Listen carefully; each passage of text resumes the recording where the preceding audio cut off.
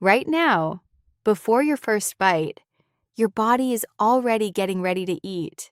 One whiff of pizza, and your mouth starts to water, while your stomach begins preparing gastric juices. But the real danger is still ahead. In a couple of seconds, every bite you take will pass millimeters from the entrance to your lungs. One glitch in the timing, and you could start coughing. In a more serious case, some of the food can slip into your airway. So why don't you choke every single time you eat? What flips your throat from breathing to swallowing in a split second? And why does it all start in the brain, long before you swallow anything? Let's follow the journey of a single bite, from the brain's first signal to the moment the entrance to your lungs seals shut. Picture a lemon sitting in front of you. You slice it in half and juice beads up on the flesh. You bring one half to your mouth and touch it with your tongue. Maybe while you were imagining that, your mouth produced a little more saliva, even though there's no lemon around.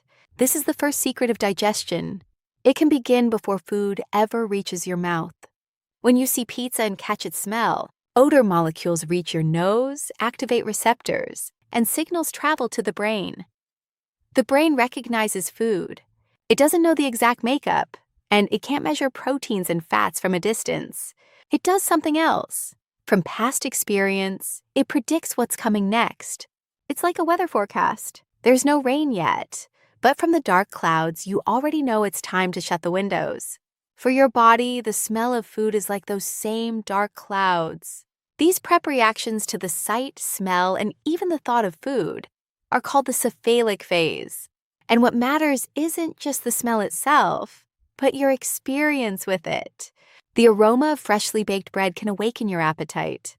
But if a similar dish once made you sick, that same smell can trigger disgust.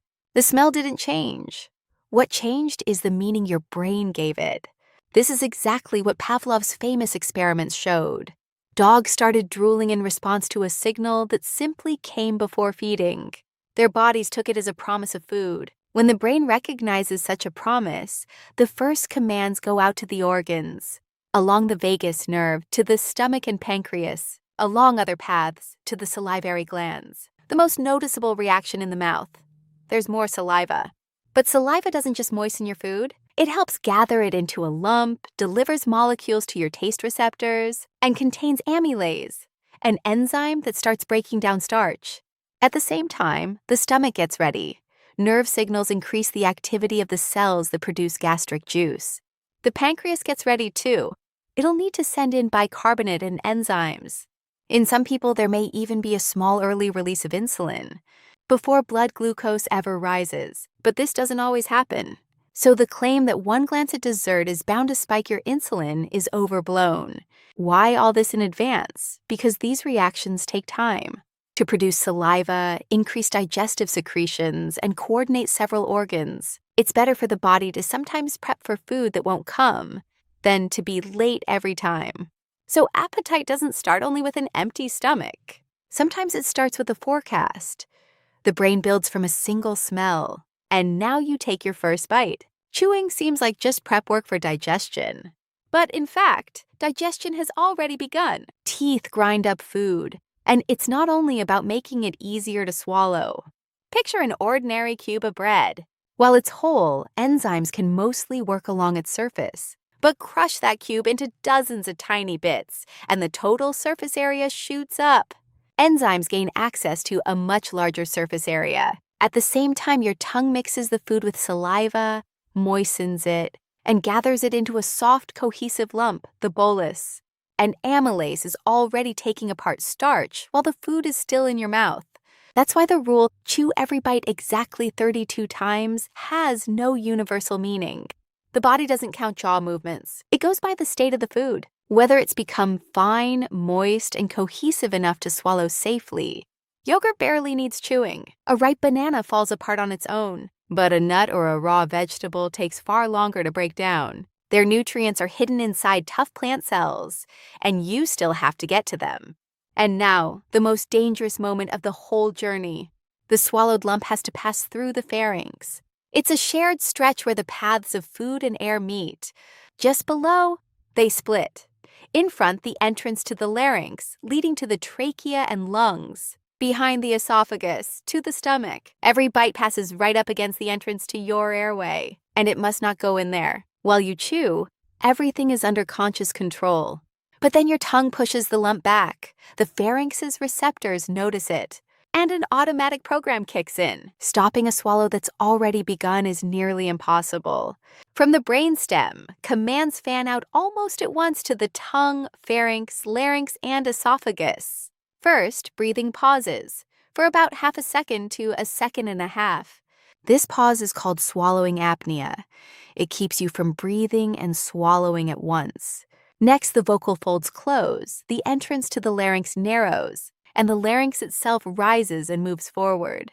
And the epiglottis tips back and helps steer the lump around the airway. The epiglottis is often called the lid that closes off the trachea, but that's too simple a picture. A safe swallow relies not on one lid, but on several layers at once. And the closed vocal folds especially matter. At the same time, the entrance to the esophagus opens, allowing the bolus to pass through. Then the gate returns to its usual mode, and breathing continues. Usually the swallow is tucked into an exhale. You breathe out. Take a short pause for the swallow, and breathe out again. If a crumb is left near the entrance to the larynx, the airflow points outward, not inward. That's an extra layer of protection. But sometimes the sequence gets thrown off, especially with liquid. It spreads faster than a dense lump moves and can reach the entrance to the larynx sooner. Then the backup defense kicks in, coughing. A sharp blast of air pushes the particle out. So a cough after a bad swallow doesn't mean the food reached your lungs. More often, the body reacts sooner than that. And now it's clear why we choke so easily when we talk or laugh while eating. For speech, the path through the larynx has to be open. For a swallow, it's the opposite. Closed. The body has to reconcile incompatible tasks in one brief moment. If everything went right, the lump ends up in the esophagus, and its walls drive the food down in waves, peristalsis. Food reaches the stomach not by gravity. The muscles do the main work. Swallowing isn't food falling down a tube. It's an instant flip of the gate between breathing and digestion. Here's what to take away from this episode. You should chew to the state of the food, not to some number. And talking and laughing with your mouth full really is riskier. Coordinating breathing, speech, and swallowing gets harder. The lump has cleared the dangerous crossroads and is heading down the esophagus. Ahead, the stomach. But there, it's met by acid that can take meat apart. And here's the strange thing. The stomach itself is made of living tissue. So why doesn't it digest itself? That's for the next episode. Subscribe to BioCode Lab, where the complex becomes simple.